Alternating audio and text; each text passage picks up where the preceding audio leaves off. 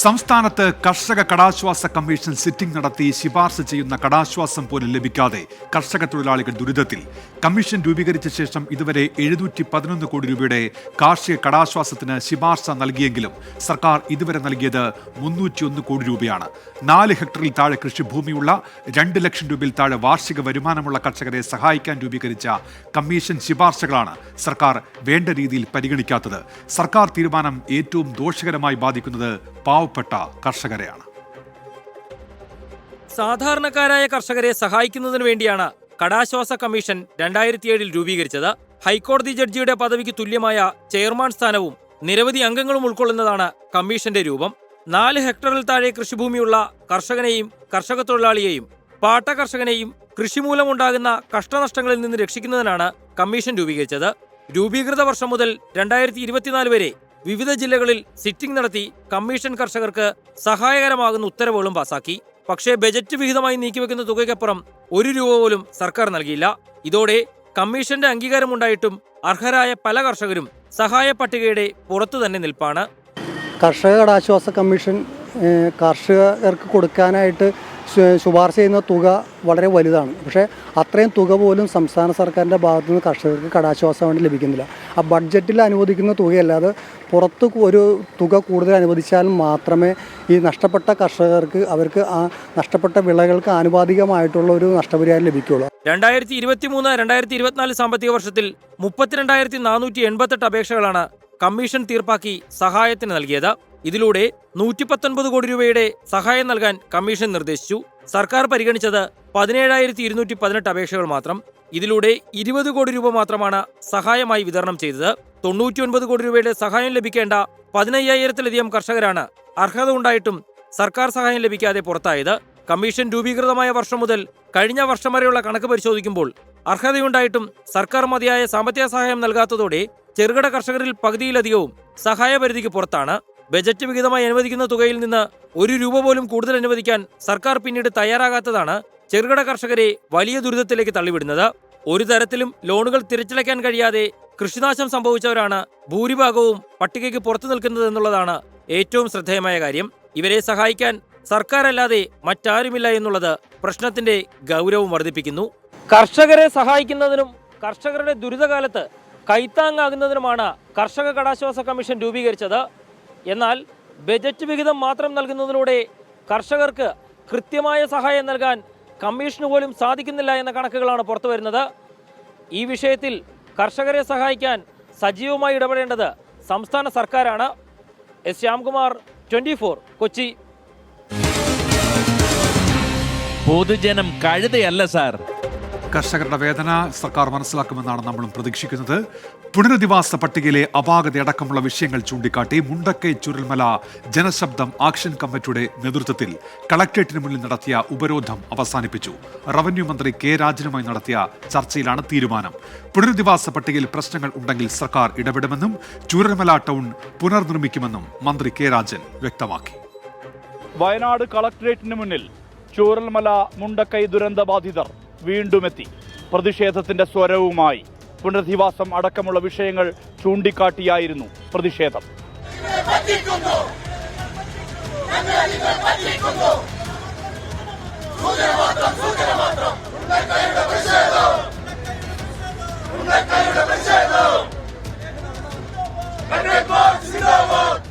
കൽപ്പറ്റ പഴയ bus stand പരിസരത്തു നിന്ന് പ്രകടനമായാണ് ദുരന്തബാധിതർ എത്തിയത്. തുടർന്ന് കളക്ടറേറ്റിന് മുന്നിൽ ഉപരോധം.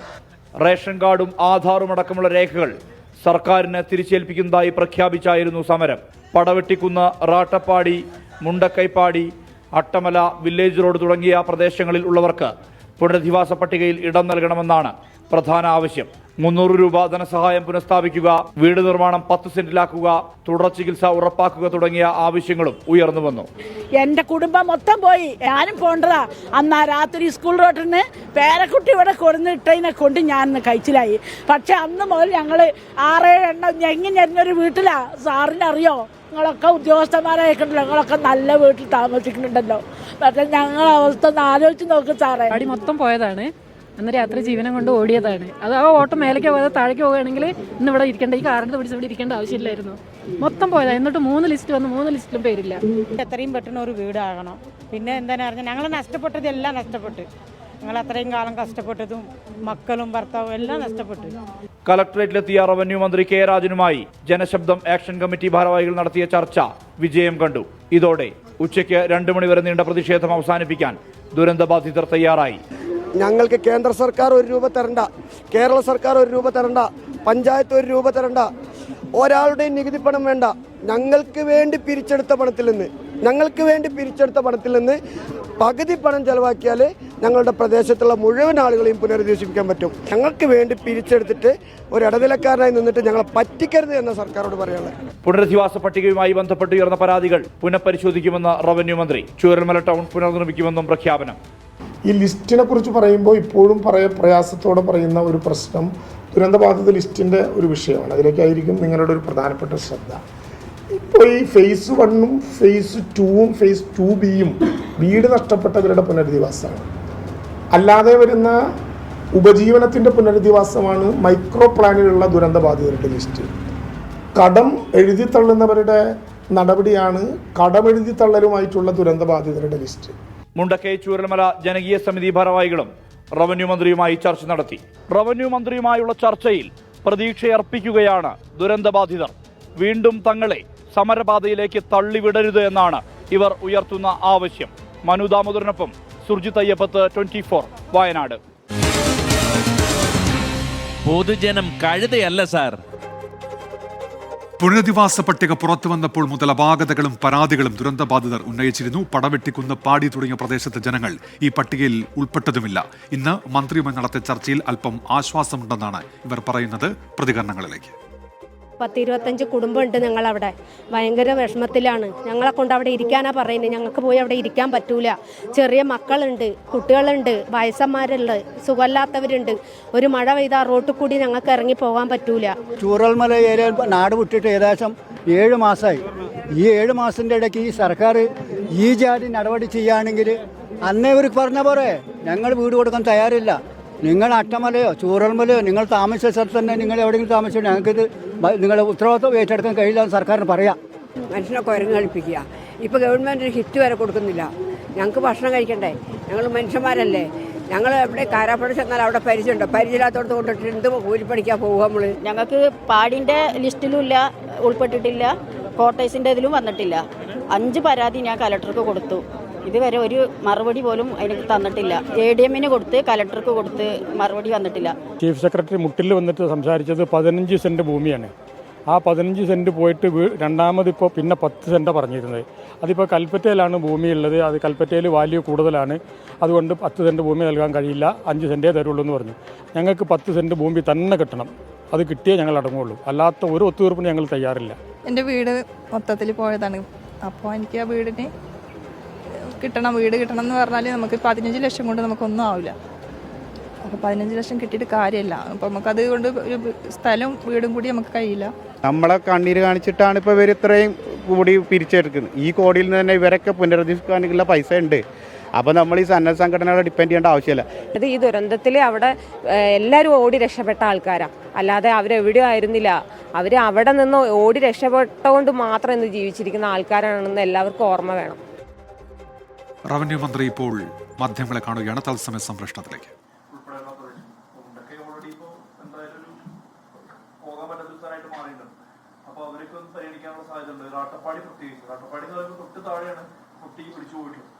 സുർജിത്ത്, ഞാൻ പറഞ്ഞല്ലോ, DDMA ആണിത് പരിശോധിക്കേണ്ടത്. DDMA തീർക്കാത്തതിൽ അവരുണ്ടാകില്ല എന്ന് ഞാൻ പറഞ്ഞാൽ തെറ്റാവും, ഉണ്ടാകുമെന്ന് ഞാൻ പറഞ്ഞാലും തെറ്റാവും. അതൊരു ഒരു ഒരു അധികാര പരിധിയാണ്. അവരത് പരിശോധിച്ച് അവരുടെ റെക്കമെൻഡേഷൻ തരട്ടെ. ചിലപ്പോൾ മാനദണ്ഡങ്ങൾ ഇതായതുകൊണ്ടാണ് ഞങ്ങളിങ്ങനെ നിൽക്കുന്നത്, ഇനി വേറെ അങ്ങനെ ഉണ്ടാകും, അല്ലെങ്കിൽ പരിശോധിച്ചിട്ട് ഇങ്ങനെയാണ് വരുന്നതുണ്ടാകും. അവരാദ്യം ഒന്ന് പരിശോധിക്കട്ടെ. അവർ പൂർത്തീകരിച്ചാൽ സെക്കൻഡ് അപ്പീൽ റവന്യൂ വകുപ്പിൻ്റെ പ്രിൻസിപ്പൽ സെക്രട്ടറി ഉണ്ട്. പിന്നെ ഇത് കേൾക്കാൻ മുഖ്യമന്ത്രിയുടെ നേതൃത്വത്തിലുള്ള ക്യാബിനറ്റും കേരളത്തിലുണ്ട്. അതുകൊണ്ട് പ്രയാസം ഉണ്ടാകില്ല. ഇപ്പം ചില സ്ഥലങ്ങളിൽ വിള്ളൽ വീണ സ്ഥലങ്ങൾ, അതിനിപ്പോൾ ഓൾറെഡി ഗവൺമെൻറ് പ്രഖ്യാപിച്ചിട്ടുണ്ട്. STRF-ൽ നിന്ന് കിട്ടുന്ന പണത്തിന് പുറമെ CMDRF കൂടി ചെലവഴിക്കാം എന്ന് പറഞ്ഞിട്ടുണ്ട്. ഓൾറെഡി സർക്കാർ പറഞ്ഞിട്ടുണ്ട്. മാത്രമല്ല, ഒരു പ്രദേശത്ത് ദുരന്തം ഉണ്ടായാൽ, ഇപ്പോൾ ചൂരൽമലയുടെ ചുറ്റുവട്ടത് വേണ്ട, കുറച്ചുകൂടി മാറി ഒരു ദുരന്തം ഉണ്ടായി, 10 ലക്ഷം രൂപ അല്ലാതെ തന്നെ കൊടുക്കാൻ ഇന്ത്യയിലെ ഏക സംസ്ഥാനം കേരളമാണ്. ആ വഴിയിൽ അവർക്ക് അപ്ലൈ ചെയ്യാം. ചിലത് നമുക്ക് ചില CSRO സ്പോൺസർമാരോ അങ്ങനെ എടുക്കാൻ പറ്റുന്നവരുണ്ടാകും. നമുക്കെന്തായാലും രമ്യമായിട്ട് ഈ പ്രശ്നം പരിഹരിക്കണം. അതാണ് നമ്മുടെ മുമ്പിലുള്ള സാധ്യത. മാനദണ്ഡം വെച്ചാണ് ഇപ്പൊ ചെയ്യുന്നത്. പക്ഷെ ബാക്കിയുള്ളത് കേട്ടതിന് ശേഷമാകാം.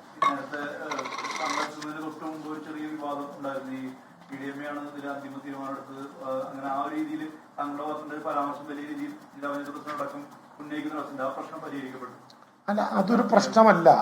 അത് സ്വാഭാവികമായിട്ടും കേൾക്കുമ്പോൾ ഉണ്ടാകുന്ന ഒരു തെറ്റിദ്ധാരണയാണ്. ഞാൻ ജില്ലാ പഞ്ചായത്തിന്റെ മീറ്റ് പ്രസ്സിൽ പറഞ്ഞ ഒരു പ്രധാനപ്പെട്ട കാര്യം ഞാൻ വ്യക്തമാക്കിയ കാര്യം ഇത്രയേ ഉള്ളൂ. അതായത് നിയമമനുസരിച്ച് DDMA ആണ്, സർക്കാരല്ല. DDMAയിലുള്ള ആളുകൾ ഇന്ന ആളുകളാണ്. അതിനെ പിന്നെ പഞ്ചായത്തും റവന്യൂവും അല്ലെങ്കിൽ പഞ്ചായത്തും ഗവൺമെന്റും തമ്മിലൊരു റവന്യൂ മന്ത്രി കെ രാജൻ ഇപ്പോൾ മാധ്യമങ്ങളെ കാണുകയായിരുന്നു. പ്രധാനപ്പെട്ട ഒരു വാർത്ത വരുന്നുണ്ട്. കെ രാധാകൃഷ്ണൻ MP EDയുടെ സമൻസ്. കരുവന്നൂർ സഹകരണ ബാങ്ക് തട്ടിപ്പ് കേസുമായി ബന്ധപ്പെട്ട് ചോദ്യം ചെയ്യലിന് ഹാജരാകണമെന്നാവശ്യപ്പെട്ടാണ് ഇപ്പോൾ ED സമൻസ് നൽകിയിരിക്കുന്നത്. വിഷ്ണു സുരേഷുണ്ട് വാർത്തയുടെ വിശദാംശങ്ങളുമായി ഇപ്പോൾ കൊച്ചിയിൽ നിന്ന്. വിഷ്ണു, എന്ന് ചോദ്യം ചെയ്യലിന് ഹാജരാകാനാണ് നിർദ്ദേശം? വിഷ്ണു, ഉന്മേഷ്, ഇന്നലെ ചോദ്യം ചെയ്യലിന് ഹാജരാകണമെന്ന് ചൂണ്ടിക്കാട്ടിയാണ് ED സമൻസ് അയച്ചത്. പക്ഷേ കെ രാധാകൃഷ്ണൻ പാർലമെന്റ് നടക്കുന്നതിനാൽ ഡൽഹിയിലായിരുന്നു. അതുകൊണ്ട് ഈ സമൻസ് കൈപ്പറ്റാനായിരുന്നില്ല. ഇനി അദ്ദേഹം അതുമായി ബന്ധപ്പെട്ടുള്ള മറുപടി നൽകും. സമൻസ് ലഭിച്ചിട്ടുണ്ട് എന്നാണ് അദ്ദേഹത്തിന്റെ ഓഫീസിൽ നിന്ന് സ്ഥിരീകരണമായി ലഭിച്ചിട്ടുള്ളത്. ഈ കരുവന്നൂർ ബാങ്ക് തട്ടിപ്പുമായി ബന്ധപ്പെട്ട് കള്ളപ്പണ ഇടപാട് തട്ടിപ്പുമായി ബന്ധപ്പെട്ട ED ആദ്യഘട്ട കുറ്റപത്രം സമർപ്പിച്ചിരുന്നു. അവസാനവട്ട കുറ്റപത്രം സമർപ്പിക്കുന്നതിന് മുൻപാണ് കെ രാധാകൃഷ്ണനോട് ചോദ്യം ചെയ്യലിന് ഹാജരാകാൻ ആവശ്യപ്പെട്ടിരിക്കുന്നത്. ഏറ്റവും നിർണായകമായ കാര്യമാണ്. നേരത്തെ ഈ കേസുമായി ബന്ധപ്പെട്ട് MK കണ്ണൻ അടക്കമുള്ള ആളുകളെ ചോദ്യം ചെയ്തിരുന്നു. ചില PK ബിജു അടക്കമുള്ള ആളുകളുടെ പേരുകൾ ഇതിനകത്തേക്ക് വരികയും അദ്ദേഹത്തെ ചോദ്യം ചെയ്യുകയൊക്കെ ചെയ്തിരുന്നു. അതിന് പിന്നാലെയാണ് ഇപ്പോൾ കെ രാധാകൃഷ്ണനെ ചോദ്യം ചെയ്യാൻ ED തീരുമാനിച്ചിരിക്കുന്നത്. തട്ടിപ്പ് നടക്കുന്ന കാലഘട്ടത്തിൽ ഈ ബാങ്കുമായി ബന്ധപ്പെട്ട് പ്രവർത്തിച്ചിരുന്ന ആളുകളെയാണ് നിലവിൽ ചോദ്യം ചെയ്യുന്നത്. ആ ഒരു പശ്ചാത്തലത്തിലാണ് കെ രാധാകൃഷ്ണനെ ചോദ്യം ചെയ്യാൻ ED തീരുമാനിച്ചത്. ഒരു പക്ഷേ ഈ 2016 മുതലുള്ള കാലയളവാണ്. ആ കാലയളവിൽ ഈ CPMന്റെ ഓഫീസുമായി ബന്ധപ്പെട്ട് പ്രവർത്തിച്ചിട്ടുള്ള ആളാണ് തൃശ്ശൂരിലെ ഓഫീസുമായി ബന്ധപ്പെട്ട് പ്രവർത്തിച്ചിട്ടുള്ള ആളാണ് കെ രാധാകൃഷ്ണൻ. അതുകൊണ്ട് ഈ തട്ടിപ്പിൽ ഈ CPM നേതാക്കൾക്കൊക്കെ പണം പോയിട്ടുണ്ട് എന്ന് ED നേരത്തെ പറഞ്ഞിരുന്നു. അതുമായി ബന്ധപ്പെട്ടുള്ള വിശദാംശങ്ങളൊക്കെ ചോദിച്ചറിയുക. ഏതെങ്കിലും തരത്തിൽ ഈ ബാങ്കുമായി ബന്ധപ്പെട്ടുള്ള ഇടപാടുകൾ നടത്തിയിട്ടുണ്ടോ, അല്ലെങ്കിൽ പണം മറ്റാർക്കെങ്കിലും കൈമാറിയിട്ടുണ്ടോ, അക്കാര്യങ്ങളൊക്കെ അറിയാമായിരുന്നോ? ജില്ലാ കമ്മിറ്റിയുടെ പ്രവർത്തനം ആ കാലഘട്ടത്തിൽ ബാങ്കുമായി ബന്ധപ്പെട്ട് എങ്ങനെയായിരുന്നു? അതൊക്കെ ചോദിച്ചറിയുകയായിരിക്കും ഒരുപക്ഷേ ലക്ഷ്യം. ഏറ്റവും പ്രധാനപ്പെട്ടത് ഈ ഏറ്റവും അവസാനത്തെ കുറ്റപത്രം സമർപ്പിക്കാൻ ദിവസങ്ങൾ അല്ലെങ്കിൽ ഒരു 2-3 ആഴ്ചകളൊക്കെ ബാക്കി നിൽക്കുന്ന ഘട്ടത്തിലാണ് നിലവിൽ കെ രാധാകൃഷ്ണന്റെ ചോദ്യം ചെയ്യൽ. ഉന്മേഷ്, വിഷ്ണു തുടരുക. ഇപ്പോൾ കെ രാധാകൃഷ്ണൻ MPയുടെ പ്രതികരണം കിട്ടിയിട്ടുണ്ട്. തനിക്ക് സമൻസ് ലഭിച്ച കാര്യം അദ്ദേഹം സ്ഥിരീകരിക്കുന്നു. പ്രതികരണത്തിലേക്ക്.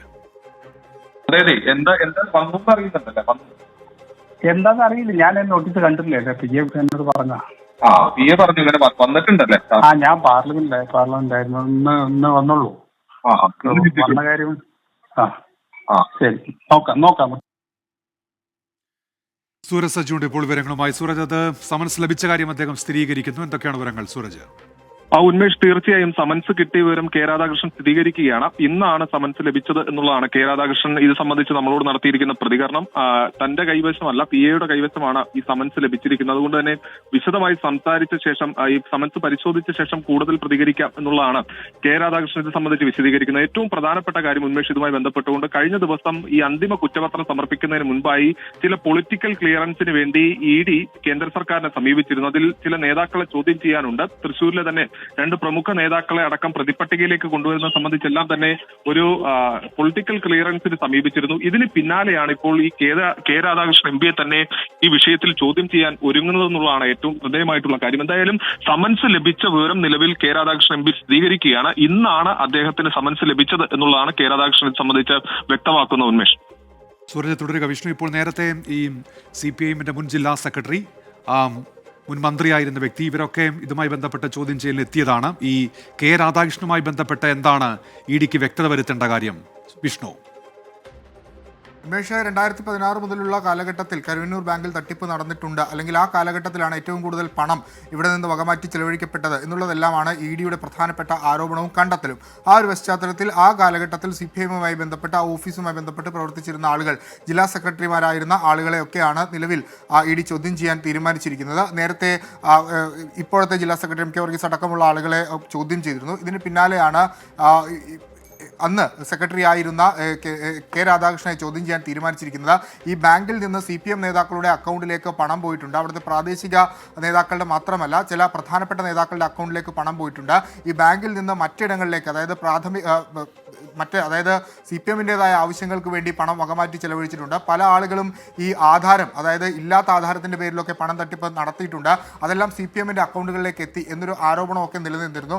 ആ ഒരു പശ്ചാത്തലത്തിൽ കൂടിയാണ് നിലവിൽ കെ രാധാകൃഷ്ണനെ ചോദ്യം ചെയ്യാൻ തീരുമാനിച്ചിരിക്കുന്നത്. അന്ന് ഈ തട്ടിപ്പ് നടക്കുന്ന സമയത്ത് ഈ CPMൻ്റെ ഓഫീസുമായി ബന്ധപ്പെട്ട് ജില്ലാ കമ്മിറ്റിയുമായി ബന്ധപ്പെട്ട് പ്രവർത്തിച്ചിരുന്ന ആൾ കൂടിയാണ് കെ രാധാകൃഷ്ണൻ. ആ ഒരു പശ്ചാത്തലത്തിലാണ് അദ്ദേഹത്തെ ചോദ്യം ചെയ്യാൻ വിളിപ്പിക്കുന്നതെന്നാണ് നമ്മൾ മനസ്സിലാക്കുന്നത്. MK കണ്ണനെയും M വർഗീസിനെയും SC മൊയ്തീനെയും ഒക്കെ ചോദ്യം ചെയ്യുന്നത്. അതിന് പിന്നാലെയാണ് ഇപ്പോൾ ഏറ്റവും പ്രധാനപ്പെട്ട ഒരാളെ കൂടി, ഈ CPMൻ്റെ പ്രധാനപ്പെട്ട സമുന്നതനായ നേതാവിനെ കൂടി കരുവന്നൂർ കേസുമായി ബന്ധപ്പെട്ട് ചോദ്യം ചെയ്യാൻ ED വിളിപ്പിച്ചിരിക്കുന്നത് എന്നുള്ളതാണ് ഏറ്റവും ശ്രദ്ധേയമായ കാര്യം.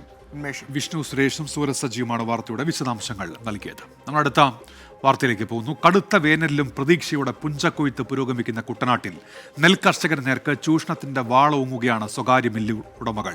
കൊയ്തെടുത്ത നെല്ലിൽ പതിലധികമാണെന്നും തൂക്കക്കുറവാണെന്നും ആരോപിച്ച് കർഷകരിൽ നിന്ന് പരമാവധി കിഴിവ് വാങ്ങാനാണ് ഇവരുടെ ശ്രമം.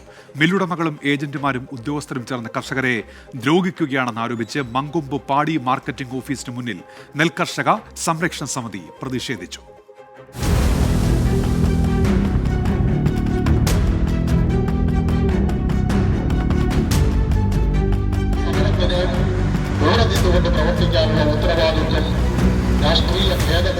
ഇപ്പോൾ പുഞ്ചക്കൊയ്ത്തിന്റെ കാലമാണ്. പക്ഷേ നെല്ല് സംഭരണം കാര്യക്ഷമമായിട്ടില്ല. പല പാടശേഖരങ്ങളിലും നെല്ല് കെട്ടിക്കിടക്കുകയാണ്. മില്ലുടമകൾ അമിതമായ കിഴിവ് ചോദിക്കുന്നതാണ് കർഷകരെ പ്രതിസന്ധിയിലാക്കുന്നത്.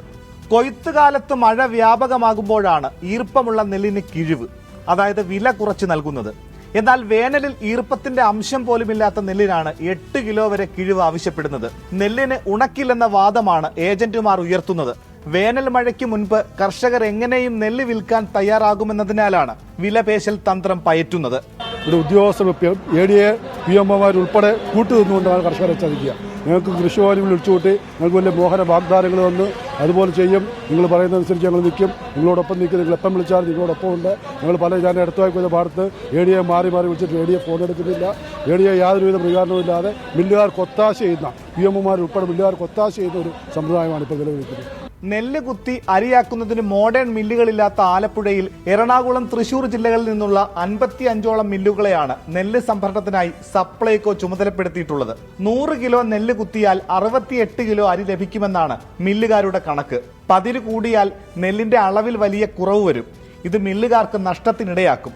എന്നാൽ ഇല്ലാത്ത പതിരിന്റെയും ഈർപ്പത്തിന്റെയും പേരിൽ കിഴിവ് കൂടുതൽ ആവശ്യപ്പെടുന്നു എന്നാണ് കർഷകരുടെ വാദം. ഇപ്പോഴത്തെ വിഷയം നമ്മുടെ പുഞ്ചക്കൊയ്ത്ത് ഏകദേശം തുടങ്ങി പകുതിയായിട്ടുണ്ട്. എല്ലാ സ്ഥലങ്ങളിലും നെല്ല് കെട്ടിക്കിടക്കുകയാണ്. കിഴിവ് ആവശ്യപ്പെട്ടുകൊണ്ടാണ് മില്ലുകൾ നെല്ലെടുക്കാതെ കർഷകരെ ദ്രോഹിക്കുന്നത്. 68 കിലോ അരിയാണ് മില്ലുകൾ ഗവൺമെന്റിന് നൽകേണ്ടത്. അത് കിട്ടത്തില്ല എന്നും പറഞ്ഞാണ് കർഷകരുമായിട്ടുള്ള ഇപ്പോഴത്തെ ഈ പിടിവലി നടക്കുന്നത്. സത്യത്തിൽ മില്ലുകൾ സർക്കാരുമായിട്ട് എഗ്രിമെന്റ് വെക്കുന്നുണ്ട്, നമ്മുടെ നെല്ല് എടുത്തുകൊള്ളാമെന്ന്. അപ്പോൾ ഈ 68 കിലോ അരി കൊടുക്കാമെന്നുള്ളതാണ് എഗ്രിമെന്റ്. അപ്പോൾ അത് സർക്കാരിനോട് പറയാതെ സാധുക്കളായ കർഷകരെ വലയ്ക്കുന്നത് എന്തിനാ? സ്വകാര്യ മില്ലുടമകളുമായുള്ള തർക്കത്തിനെ തുടർന്ന് പലയിടങ്ങളിലും നെല്ല് കെട്ടിക്കിടക്കുകയാണ്. വിഷയത്തിൽ ഇടപെടാൻ തയ്യാറാകാത്ത സപ്ലൈകോയുടെയും കൃഷി വകുപ്പിന്റെയും നടപടിക്കെതിരെ മങ്കൊമ്പ് പാടി മാർക്കറ്റിംഗ് ഓഫീസിന് മുന്നിൽ നെൽ കർഷക സംരക്ഷണ സമിതി പ്രതിഷേധ കൂട്ടായ്മ സംഘടിപ്പിച്ചു. കൂടുതൽ മില്ലുകളെ ഉൾപ്പെടുത്തി സംഭരണം വേഗത്തിലാക്കണം. കിഴിവിന്റെ പേരിൽ നെല്ല് സംഭരണം വൈകിപ്പിക്കുന്നത് തടയണം. ഇല്ലാത്ത പക്ഷം പ്രക്ഷോഭ പരിപാടികളിലേക്ക് നീങ്ങാനാണ് നെൽ കർഷക സംരക്ഷണ സമിതിയുടെ തീരുമാനം. ഷിബു കണിയങ്കളത്തിനൊപ്പം മനീഷ് മഹിപാൽ, 24 ആലപ്പുഴ. പൊതുജനം കഴുതയല്ല സാർ. കർഷകർ കഷ്ടപ്പെട്ട് കൃഷി ചെയ്തുണ്ടാക്കിയ നെല്ല് പലയിടങ്ങളിലും കെട്ടിക്കിടക്കുകയാണ്. വിഷയത്തിൽ അധികൃതർ ഇടപെടുന്നില്ല. പ്രതികരണങ്ങളിലേക്ക്. നെല്ല് നമ്മളിൽ നിന്ന് ഏറ്റെടുക്കുമ്പോഴത്തേക്ക് നമ്മൾ 100 കിലോ നെല്ല് കൊടുത്തു കഴിഞ്ഞാൽ നമുക്ക് രസീത് തരുന്നത് 10 മുതൽ 15 കിലോ വരെ കുറച്ചിട്ടാണ്. അവരതിന് പറയുന്ന ന്യായം, സർക്കാർ പറയുന്ന 68 കിലോ അരി അവർക്ക് ഇതിൽ നിന്ന് ലഭിക്കത്തില്ല, അതുകൊണ്ടാണ് കർഷകരിൽ നിന്നും ഈ കിഴിവെടുക്കുന്നത്. നമ്മൾ മന്ത്രി അടക്കമുള്ളവരുമായി ബന്ധപ്പെടുമ്പോൾ അവർ പറയുന്നത് സർക്കാരിൻ്റെ ഭാഗത്ത് കിഴിവ് എന്നൊരു വാക്കില്ല, അത് നിങ്ങൾ തമ്മിലുള്ള അഡ്ജസ്റ്റ്മെൻറ്റാണെന്നാണ്. പക്ഷേ നമ്മളിതൊക്കെ മാറിയിട്ട് സ്വകാര്യമായ ഇതിൽ പറയുമ്പോൾ അവരും പറയുന്നത് മില്ലുകാരെ നിലനിർത്താൻ വേണ്ടി കർഷകർ അഡ്ജസ്റ്റ് ചെയ്ത് കൊടുക്കണമെന്നാണ് പറയുന്നത്. കൃഷിയുടെ ആദ്യ ഘട്ടം തൊട്ട് ഈ അവസാന നിമിഷം വരെയും ഞങ്ങൾ അഡ്ജസ്റ്റ് ചെയ്ത് മടുത്തിരിക്കുകയാണ്. സർക്കാർ മില്ലുടമകളെ ചേർത്ത് പിടിച്ച് അവരിൽ നിന്ന് പണം വാങ്ങുകയാണ്, ഫണ്ട് വാങ്ങുകയാണ്. അപ്പോൾ അവരോടാണ് കടപ്പാട്. കൃഷി ഇല്ലാതായാലും ഈ സർക്കാരിനെ സംബന്ധിച്ച് പണം കിട്ടുക, അവർക്ക് മില്ലുകാരും അവരോട് ചേർന്ന് നിൽക്കുന്നതാണ് സർക്കാരിന് ബലം. ഞങ്ങൾ കർഷകരാണ്, ഞങ്ങൾ അധ്വാനിക്കുന്ന ഞങ്ങളെ എപ്പോഴും ഉപയോഗിക്കാൻ സർക്കാരിന് അറിയാം. അങ്ങനെ ഞങ്ങളെ ഉപയോഗിച്ചുകൊണ്ടിരിക്കുകയാണ്. ഒരു കാര്യം പറയാം, കുട്ടനാട്ടിൽ കൃഷി ഇല്ലാതാവും താമസിക്കാതെ തന്നെ. കാലാകാലങ്ങളായി നഷ്ടം സഹിച്ചാണ് കഴിയുന്നത്. കാരണം ഞങ്ങൾക്ക് നഷ്ടമുണ്ടാകാൻ ഉത്തരവാദി സർക്കാർ തന്നെയാണ്. ഗുണനിലവാരമുള്ള വിത്ത് ആദ്യമേ തരില്ല, സമയത്ത് ആവശ്യമായ വളങ്ങൾ ലഭ്യമാക്കില്ല. അതുപോലെ തന്നെ നഷ്ടം സംഭവിക്കുമ്പോൾ പമ്പിങ്ങിൻ്റെയാണ് ഏറ്റവും വലിയ. ആദ്യമേ തുടങ്ങുന്ന പമ്പിങ്. ഞങ്ങൾ 2500 രൂപ 3000 രൂപ അധിക നേർമ കൊടുത്താൽ കൃഷി ചെയ്യുമ്പോൾ സർക്കാരിൽ നിന്ന് 1800 രൂപ വെച്ചാണ് ആ ബാധ്യത കർഷകരുടെ പുറത്ത് വരുന്നു. എല്ലാം അവസാനം വന്നപ്പോഴത്തെ നെല്ലെടുപ്പിനാണ്. എന്തുകൊണ്ടാണ് മില്ലുകാരുടെ ധാരണയുള്ള വിവരം ഞങ്ങളെ അറിയിക്കാത്തത്? 68 കിലോ അരി കൊടുക്കേണ്ട ഉത്തരവാദിത്വം ഞങ്ങൾക്കുള്ളതല്ല, ഞങ്ങൾ നെല്ല് സംഭരിക്കുക എന്നുള്ളതാണ് ഞങ്ങൾക്ക് ഉത്തരവാദിത്വം. അതിനിപ്പം ഒരുപക്ഷെ ഇപ്പോഴത്തെ അറിവ് രഹസ്യമായി മില്ലുകാർക്ക് ഉദ്യോഗസ്ഥന്മാർക്കും സർക്കാരിൽ നിന്ന് പറഞ്ഞിട്ടുണ്ട്, നിങ്ങൾക്ക് 68 കിലോ അരി കിട്ടുന്ന നെല്ലെടുത്താൽ മതിയെന്ന്. അതിനുവേണ്ടിയാണ് ഈ ഉദ്യോഗസ്ഥന്മാർ മില്ലുകാരുടെ സൈഡ് സംസാരിക്കുന്നത്. ഒട്ടേറെ പ്രേക്ഷകർ കർഷകർക്ക് ഐക്യദാർഢ്യം അറിയിക്കുന്നുണ്ട്. എൽഗ പറയുന്ന പാവങ്ങൾക്ക് എന്നും അത്താണിയായ പാർട്ടിയാണ് ഗവൺമെന്റ്. ഈ ഗവൺമെന്റ് ഈ കർഷകരെ കണ്ടില്ല നടിക്കരുതെന്നാണ് പറയുന്നത്. നെൽകർഷകരോട് നീതി കാട്ടണമെന്ന് എബ്രഹാം തോമസ് പറയുന്നുണ്ട്. നെൽകർഷകർക്ക് വേണ്ട കാര്യങ്ങൾ ചെയ്തു കൊടുക്കണമെന്ന് വസന്തകുമാരി പറയുന്നു. ആശ സിംഗപ്പൂരിൽ നിന്നും പറയുന്നുണ്ട്. അവരുമായി ബന്ധപ്പെട്ട് ഇങ്ങനെ വിലപേശൽ നടത്താൻ പാടില്ല, കർഷകർക്കൊപ്പം നിൽക്കണമെന്നാണ് അവരുടെയും പ്രതികരണം. നമ്മളിനി പോകുന്നത് ഇടുക്കി വണ്ടിപ്പെരിയാറിലേക്കാണ്. ഗ്രാമ്പിയിലെ ജനവാസ മേഖലയിൽ ഇറങ്ങിയ കടുവയ്ക്കായി 3-ാം ദിനവും തിരച്ചിൽ ഊർജിതം. പരിക്കേറ്റ നിലയിലുള്ള കടുവ പ്രദേശത്ത് തന്നെ ഉണ്ടാകാനുള്ള സാധ്യതയാണ് വനം വകുപ്പും പറയുന്നത്. 2 ദിവസത്തേക്ക് ഗ്രാമ്പി മേഖലയിൽ നിയന്ത്രണങ്ങൾ ഏർപ്പെടുത്തിയിട്ടുണ്ട്. ഗ്രാമ്പിയിലെ തോട്ടം മേഖലയിൽ ഇറങ്ങിയ കടുവ കൂട്ടിൽ കുടുങ്ങുന്നതിനായി നാട്ടുകാരും വനം വകുപ്പും കാത്തിരിക്കുകയാണ്. എന്നാൽ വനം വകുപ്പിന്റെ ഇപ്പോഴത്തെ നിരീക്ഷണത്തിൽ കടുവയുടെ സാന്നിധ്യം ഈ മേഖലയിൽ കണ്ടെത്താൻ കഴിഞ്ഞിട്ടുമില്ല.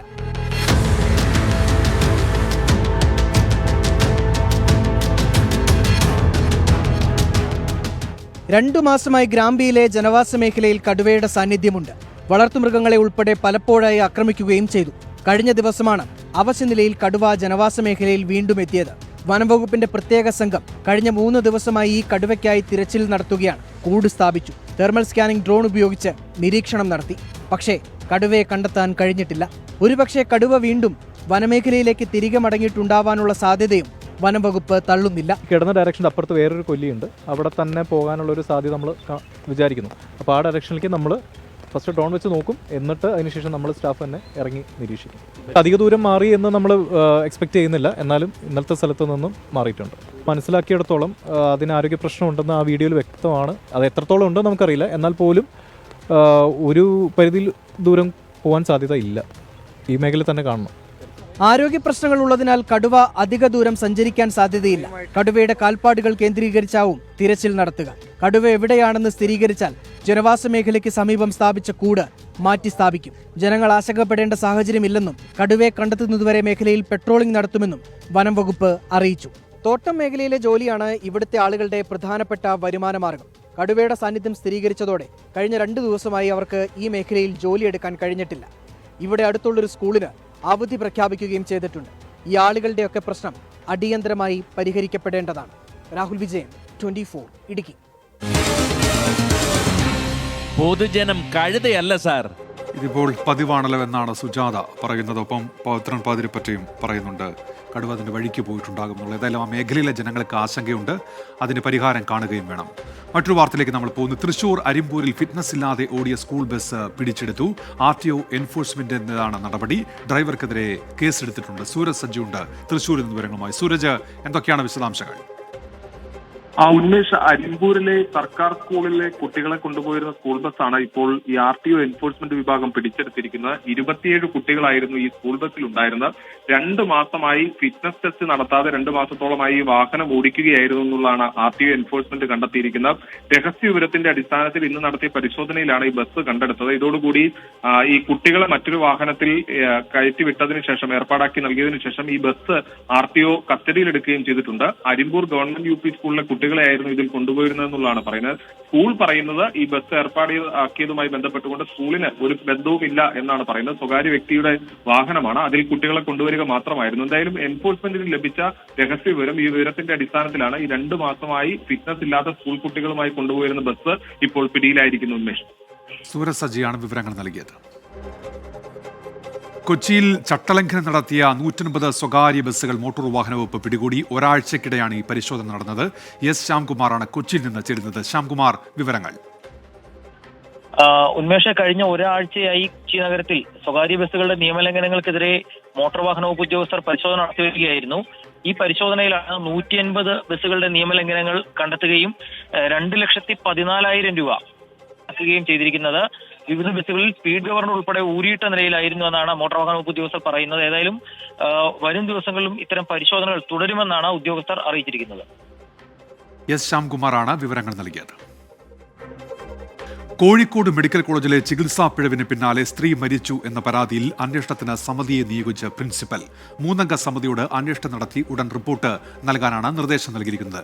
ഗർഭപാത്രം നീക്കം ചെയ്യാനെത്തിയ പേരാമ്പ്ര സ്വദേശിയായ വീട്ടമ്മയാണ് കഴിഞ്ഞ ദിവസം മെഡിക്കൽ കോളേജ് ആശുപത്രിയിൽ വെച്ച് മരിച്ചത്.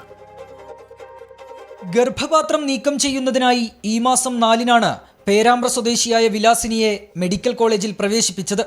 7-ാം തീയതി ശസ്ത്രക്രിയ നടത്തി. ശസ്ത്രക്രിയക്കിടെ കുടലിന് മുറിവേറ്റു. ഈ ഭാഗം തുന്നിച്ചേർത്തുവെങ്കിലും അത് അണുബാധയായി മാറി. ഗുരുതരാവസ്ഥയിൽ വെന്റിലേറ്ററിലായിരുന്ന വിലാസിനി ബുധനാഴ്ച രാവിലെയോടെയാണ് മരിച്ചത്. കുടലിനേറ്റ മുറിവ് ചികിത്സാപ്പിഴവെന്നാണ് ബന്ധുക്കളുടെ ആരോപണം. ഇതിനു പിന്നാലെയാണ് സംഭവത്തിൽ അന്വേഷിച്ച് റിപ്പോർട്ട് നൽകാൻ മെഡിക്കൽ കോളേജ് പ്രിൻസിപ്പൽ 3-അംഗ സമിതിയെ ചുമതലപ്പെടുത്തിയത്. General surgery, gynaecology, paediatric surgery വിഭാഗങ്ങളിലെ പ്രൊഫസർമാർ ഉൾപ്പെടുന്ന സമിതിയോട് 48 മണിക്കൂറിനകം അന്വേഷിച്ച് റിപ്പോർട്ട് കൈമാറാനാണ് നിർദ്ദേശം. അതേസമയം ബന്ധുക്കൾ നൽകിയ പരാതിയിൽ അസ്വാഭാവിക മരണത്തിന് കേസെടുത്ത പെരുവണ്ണാമൂഴി പോലീസ് അന്വേഷണം ആരംഭിച്ചു. കോഴിക്കോട് മെഡിക്കൽ കോളേജിൽ ചികിത്സാ പിഴവ് എന്ന പരാതി ഇത് ആദ്യമായല്ല. മുൻപുയർന്ന ആരോപണങ്ങളിൽ എത്ര എണ്ണത്തിൽ കൃത്യമായ അന്വേഷണം നടത്തി കർശനമായ നടപടി സ്വീകരിച്ചിട്ടുണ്ട് എന്നുള്ളതാണ് ഉയരുന്ന പ്രധാന ചോദ്യം. അഭിജിത്ത് മുഴക്കുന്ന്, 24 കോഴിക്കോട്. പൊതുജനം കഴുതയല്ല സാർ. കണ്ണൂർ പഴയങ്ങാടിയിൽ മെഡിക്കൽ ഷോപ്പിൽ നിന്ന് മാറി നൽകിയ മരുന്ന് കഴിച്ച് 8 മാസം പ്രായമുള്ള കുഞ്ഞ് ഗുരുതരാവസ്ഥയിൽ. ഡോക്ടർ കുറിച്ചു നൽകിയ കാൽപോൾ സിറപ്പിന് പകരം മെഡിക്കൽ ഷോപ്പ് ജീവനക്കാരൻ കാൽപോൾ ഡ്രോപ്സ് ആണ് നൽകിയത്. സിറപ്പിന്റെ അളവിൽ ഡ്രോപ്സ് നൽകിയതാണ് കുഞ്ഞിന്റെ ആരോഗ്യനില വഷളാക്കിയത്.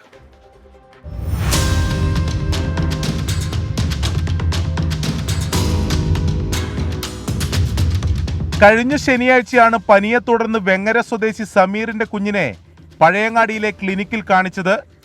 ഡോക്ടർ പനിക്കുള്ള കാൽപോൾ സിറപ്പ് കുറിച്ചു നൽകുകയും ചെയ്തു.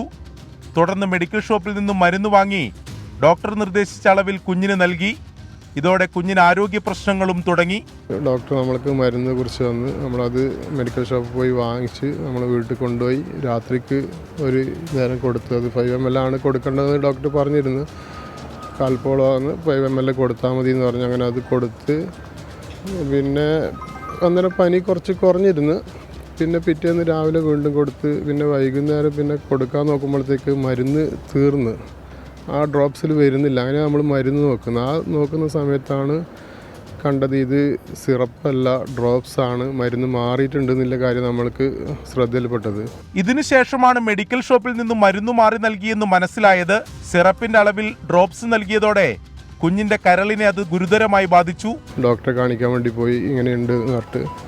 അപ്പോൾ ഡോക്ടർ കണ്ടപാട് പറഞ്ഞ് ഇത് ഓവർ ഡോസായി പോയി, ഇത് ഞാൻ എഴുതിയ മരുന്ന് ഇതല്ല, ഞാൻ എഴുതിയത് സിറപ്പാണ്, ഇത് ഡ്രോപ്സ് ആണ് നിങ്ങൾക്ക് തന്നിട്ടുള്ളത്. തുടർന്ന് കണ്ണൂരിലെ മിംസ് ആശുപത്രിയിലേക്ക് കുഞ്ഞിനെ മാറ്റി. കുഞ്ഞിന്റെ ആരോഗ്യനില മെച്ചപ്പെടുന്നുണ്ടെന്ന് ഡോക്ടർ പറഞ്ഞു. നിലവിൽ കുട്ടിയുടെ കണ്ടീഷൻ ഇമ്പ്രൂവ് ആയി വരുന്നുണ്ട്. ലിവറിന് ബാധിച്ചിട്ടുണ്ടായിരുന്നു. അപ്പം നമ്മളതിന് മരുന്ന് കൊടുത്താൽ മരുന്ന് നന്നായി റെസ്പോണ്ട് ചെയ്തിട്ട് ഇപ്പൊ കുട്ടിയുടെ ഇന്നത്തെ റിപ്പോർട്ട് പ്രകാരം കുട്ടി നല്ല ഇമ്പ്രൂവ്മെന്റ് കാണിക്കുന്നുണ്ട്. പിതാവിന്റെ പരാതിയിൽ ഖദീജ മെഡിക്കൽസിനെതിരെ പഴയങ്ങാടി പോലീസ് കേസെടുത്തു. സംഭവത്തിൽ പ്രാഥമിക അന്വേഷണം ആരംഭിച്ച ആരോഗ്യവകുപ്പ് മെഡിക്കൽ ഷോപ്പിലെത്തി പരിശോധന നടത്തി. കുഞ്ഞിന്റെ ആരോഗ്യനില മെച്ചപ്പെടുന്നുവെന്നത് ആശ്വാസകരമാണ്. ഒരുപക്ഷെ കരൾ മാറ്റിവെക്കേണ്ട സാഹചര്യം പോലും ഉണ്ടാകുമായിരുന്നുവെന്നാണ് ഡോക്ടർമാർ പറയുന്നത്. സംഭവിച്ചത് ചെറിയ വീഴ്ചയല്ല. ഇത്തരം അശ്രദ്ധ ആവർത്തിക്കാതിരിക്കാൻ ഉതകുന്ന നടപടി ഉണ്ടാവണം. കണ്ണൂരിൽ നിന്നും അരുൺ പൂപ്പറമ്പ, 24. പൊതുജനം കഴുതയല്ല സാർ. കോഴിക്കോട് നഗരം മാലിന്യമുക്തമാക്കി വൃത്തിയായി സൂക്ഷിക്കാനാണ് കോഴിക്കോട് കോർപ്പറേഷൻ അഴക് പദ്ധതി തുടങ്ങിയത്. പദ്ധതിയുടെ ഭാഗമായി നഗരത്തിന്റെ വിവിധ ഭാഗങ്ങളിൽ സ്റ്റീൽ ബിന്നുകൾ വെച്ചിട്ടുണ്ട്. യാത്രക്കിടെയുള്ള ചെറിയ ജൈവ അജൈവ മാലിന്യങ്ങൾ നിക്ഷേപിക്കാനാണ് പദ്ധതി നടപ്പാക്കിയത്. പക്ഷേ ഈ ബിന്നുകളിൽ ഇപ്പോൾ പൊതുജനം മാലിന്യം തള്ളുന്നു എന്നാണ് പരാതി. വീട്ടിലെയും മറ്റ് സ്ഥാപനങ്ങളിലെയും മാലിന്യം കവറുകളിലാക്കി ഉപേക്ഷിക്കുകയാണ് ഇപ്പോൾ ഇവിടെ. നമ്മുടെ കോഴിക്കോട് അഴകിന്റെ നഗരം എന്നാണ് അറിയപ്പെടുന്നത്. ജനത്തിരക്കുള്ള നഗരത്തെ വൃത്തിയായി സൂക്ഷിക്കാനാണ് അഴകു പദ്ധതിയിൽ ഉൾപ്പെടുത്തി വേസ്റ്റ് ബിന്നുകൾ സ്ഥാപിച്ചത്. അതായത് നമ്മൾ നടന്നു പോകുമ്പോഴോ യാത്ര ചെയ്യുമ്പോഴോ ഒക്കെ ജൈവമായതോ അജൈവമായതോ ആയ മാലിന്യങ്ങൾ നമ്മുടെ കയ്യിൽ വന്നുപെടാറുണ്ട്. അവ നിക്ഷേപിക്കാനാണ് ആ സ്റ്റീൽ ബിന്നുകൾ സ്ഥാപിച്ചത്. എന്നാൽ അതിൻ്റെ ഇപ്പോഴത്തെ അവസ്ഥ എന്താണെന്ന് നിങ്ങൾക്കറിയാമോ?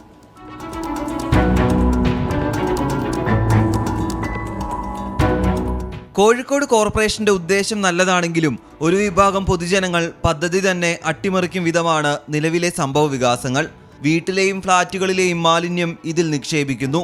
തീരദേശ മേഖലയിൽ പലയിടത്തും മത്സ്യ വേസ്റ്റ് ഉൾപ്പെടെ ബിന്നിൽ നിന്നും കണ്ടെത്തുന്നുണ്ട്. നിലവിൽ നമ്മൾ ട്വിൻ ബിൻ ഇൻട്രൊഡ്യൂസ് ചെയ്തത് ലിറ്റർ ഫ്രീ ആക്കാൻ, സിറ്റിയെ ലിറ്റർ ഫ്രീ ആക്കുക എന്നുള്ള ഉദ്ദേശത്തോടു കൂടിയാണ്. അതായത് വഴിയരികിലൂടെയൊക്കെ നടന്നു പോകുമ്പോൾ സമയത്ത് കയ്യിലുള്ള കടലാസുകളോ മറ്റു മാലിന്യങ്ങളൊക്കെ റോഡിൽ ഉപേക്ഷിച്ചും നിലത്ത് വലിച്ചെറിഞ്ഞ് പോകുന്നത് തടയുക എന്നുള്ള ഉദ്ദേശത്തോടുകൂടിയാണ് നമ്മൾ ഈ ട്വിൻ ബിൻ ഇൻട്രൊഡ്യൂസ് ചെയ്തത്. ബിന്നുകളിൽ പലപ്പോഴും കിട്ടുന്നത് സാനിറ്ററി വേസ്റ്റുകളും വീടുകളിലുള്ള മറ്റ് വേസ്റ്റുകൾ പ്ലാസ്റ്റിക് കവറിൽ കെട്ടിയിട്ട് അതിനകത്ത് കൊണ്ടുവന്ന് നിക്ഷേപിക്കുക എന്നൊക്കെ പറയുന്നൊരു പ്രവണതയാണ് കണ്ടുവരുന്നത്. അപ്പോൾ അതിനൊരു മാറ്റം, ആളുകളുടെ സ്വഭാവത്തിലും പെരുമാറ്റത്തിലും ഒരു മാറ്റം ഉണ്ടാവുന്നുണ്ട്. ഒരു ബിഹേവിയറൽ ചേഞ്ചാണ് നമുക്ക് ആവശ്യമുള്ളത്. നിലവിൽ വീടുകളിലെയും സ്ഥാപനങ്ങളിലെയും മാലിന്യം ഹരിതകർമ്മസേനാംഗങ്ങൾ ശേഖരിക്കുന്നുണ്ട്. എന്നിട്ടും പൊതുയിടങ്ങളിൽ സ്ഥാപിച്ചിരിക്കുന്ന ബിന്നുകളിൽ മാലിന്യം തള്ളുന്നതാണ് തലവേദനയാകുന്നത്. വീടുകളിലെ മാലിന്യം ശേഖരിക്കാൻ നമ്മുടെ ഹരിതകർമ്മസേനാംഗങ്ങൾ കൃത്യമായിട്ട് വീടുകളിൽ വിസിറ്റ് ചെയ്ത് ജൈവ മാലിന്യം എടുക്കുന്നുണ്ട്. അജൈവ മാലിന്യം എടുക്കുന്നതിനും വേറെ ടീമുണ്ട്. നമുക്ക് ഷോപ്പുകളിൽ നടക്കം മാലിന്യം സ്വീകരിക്കുന്നതിനുള്ള ടീം പ്രവർത്തിച്ചുകൊണ്ടിരിക്കുന്നുണ്ട്. കുറച്ച് സമയം കൊണ്ട് ആളുകൾക്ക് ആ പെരുമാറ്റത്തിൽ ആ മാറ്റം ഉണ്ടാവും. അതിനോട് സഹകരിക്കും എന്ന് തന്നെയാണ് പ്രതീക്ഷിക്കുക.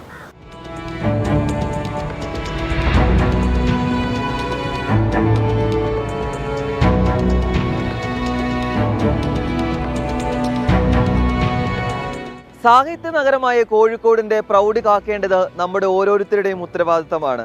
വീണ്ടും ഓർമ്മിപ്പിക്കുന്നു, നമ്മൾ നടന്നു പോകുമ്പോൾ നമ്മുടെ കയ്യിലുള്ള ഒരു മിഠായി കടലാസോ അല്ലെങ്കിൽ ഒരു കാലിക്കുപ്പിയോ ഉപേക്ഷിക്കാനാണ് ഇത്തരത്തിലുള്ള വേസ്റ്റ് ബിന്നുകൾ. അഴകുള്ള കോഴിക്കോടിന്റെ ശോഭ കെടുത്തരുതെന്നാണ് ഓരോരുത്തരോടും പറയുവാനുള്ളത്. അഭിലാഷ് പള്ളിക്കരയ്ക്കൊപ്പം രാഹുൽ സുരേഷ്, 24 കോഴിക്കോട്. പൊതുജനം കഴുതയല്ല സാർ. ഒരു നഗരത്തെ മനോഹരമായി മാലിന്യമുക്തമാക്കി സൂക്ഷിക്കുക അവിടുത്തെ ജനങ്ങളുടെ ഉത്തരവാദിത്തമാണ്. കോർപ്പറേഷൻ നടപ്പിലാക്കുന്ന പദ്ധതികൾ കൃത്യമായി നടപ്പിലാക്കാൻ സഹായിക്കുകയും വേണം. വീടുകളിലെയും സ്ഥാപനങ്ങളിലെയും മാലിന്യങ്ങൾ ഹരിതകർമ്മസേന ശേഖരിക്കുന്നുണ്ടെങ്കിലും ഇങ്ങനെ കൊണ്ടുവന്ന് നിക്ഷേപിക്കുന്നത് ശരിയല്ല. പൊതുജനങ്ങൾക്ക് പറയാനുള്ളത് കേൾക്കാം. ഇവിടെ അഴക് കോഴിക്കോടെന്നാണ് പറയുന്നത്, പക്ഷേ ഇപ്പോൾ അഴുക്ക് കോഴിക്കോടായി മാറി. കാര്യം എന്ന് പറഞ്ഞാൽ ഈ ബയോ വേസ്റ്റൊക്കെ ഫോം ചെയ്യുന്ന സാധനങ്ങളിനകത്ത് വീട്ടിലെ പിള്ളേരെ വേസ്റ്റുകളും ബാക്കി സാധനങ്ങളെല്ലാം ഇടുന്നു. ഇവിടെ ഏറ്റവും സാംസ്കാരികമായ സിറ്റിയാണ്. അതുപോലെ തന്നെ ചെയ്യാൻ പാടില്ല, വളരെ മോശം തന്നെ. വീട്ടിലുള്ളതൊന്നും ഇവിടെ കൊണ്ടുവന്ന് ഇടാൻ പാടില്ല, അപ്പോൾ അത് ചെയ്യാൻ പാടില്ല. ഞാൻ നിൽക്കുന്നതിന് നേരെ ഓപ്പോസിറ്റ് കോർപ്പറേഷനാണ്, കോഴിക്കോട് കോർപ്പറേഷനാണ്. ആ കോർപ്പറേഷന് മുന്നിൽ തന്നെയാണ് ഇപ്പോൾ നടക്കുന്നത്. കാരണം നമ്മൾ കോർപ്പറേഷൻ സ്ഥാപിച്ച വേസ്റ്റ് ബിന്നിൽ പോലും ആൾക്കാർ ഉപയോഗപ്പെടുത്താതെ നമ്മളെ ഫുഡ് വേസ്റ്റുകൾ അലക്ഷ്യമായിട്ട് വലിച്ചെറിയുകയാണ്. അവർക്ക് വീടുകളിലൊക്കെ അതിനുള്ള സൗകര്യങ്ങൾ ഒരുക്കിയിട്ടും അത് ഉപേക്ഷിച്ചിട്ട് ഇവിടെ വന്ന് ഇതിൽ കൊണ്ടിടുന്നത് വളരെ മോശമാണ്. ഞെട്ടിക്കുന്നൊരു വാർത്ത ഇപ്പോൾ വിഷ്ണു സുരേഷ് അറിയിക്കുന്നുണ്ട്. കൊച്ചിയിൽ നിന്ന് മദ്യലഹരിയിൽ പിതാവിനെ മകൻ ചവിട്ടിക്കൊന്നു. പെരുമ്പാവൂർ തെക്കുതല വീട്ടിൽ ജോണിയാണ് കൊല്ലപ്പെട്ടത്. മകൻ മേൽജോയെ പോലീസ് അറസ്റ്റ് ചെയ്തു എന്നാണ് വിഷ്ണു സുരേഷ് ഇപ്പോൾ അറിയിക്കുന്നത്. ഇനി ഇന്നത്തെ സ്വർണ്ണവില. ഇന്നത്തെ സ്വർണ്ണനിരക്ക് സമർപ്പിക്കുന്നത് സ്പർശ ഗോൾഡ് ആൻഡ് ഡയമണ്ട്സ്. ഫിജിറ്റലാകൂ ഇനി സ്പർശയോടൊപ്പം. സ്വർണ്ണത്തിൻ സ്നേഹത്തിൽ സ്പർശ